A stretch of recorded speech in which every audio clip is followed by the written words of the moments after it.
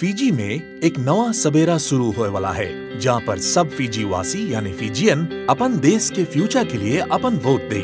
आप काहे रजिस्टर होता है? To help Fiji grow. Because this is our home. For my child's future. For every Fijian's success.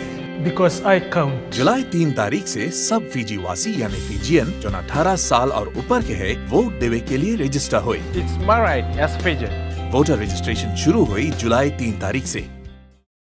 चाहे आप जितना दूर ट्रेवल करता है, चाहे आप अपन नाम जैसे भी लिखता है या आप कोई भाषा में बात करता है, I'm registering because I'm Fijian.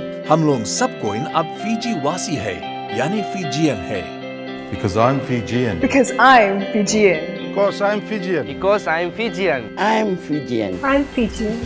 I'm Fijian. I'm Fijian. I'm Fijian. I'm Fijian. Voter registration शुरू हुई जुलाई 3 तारीख से। खेले के टाइम फीजी अपन टीम वर्क और एकता के वास्ते फेमस है। अब टाइम आई गई है वही एकता और टीम वर्क अपन देश में दिखाए के लिए। It's time for all Fijians to get in the game. Because we stand side by side. As one united team. सब फीजी वासी यानी फीजियन जो 18 साल और ऊपर के है जुलाई 3 तारीख से वोटिंग के लिए रजिस्टर हो सके। Hey, I've never stood on the sidelines. Me too.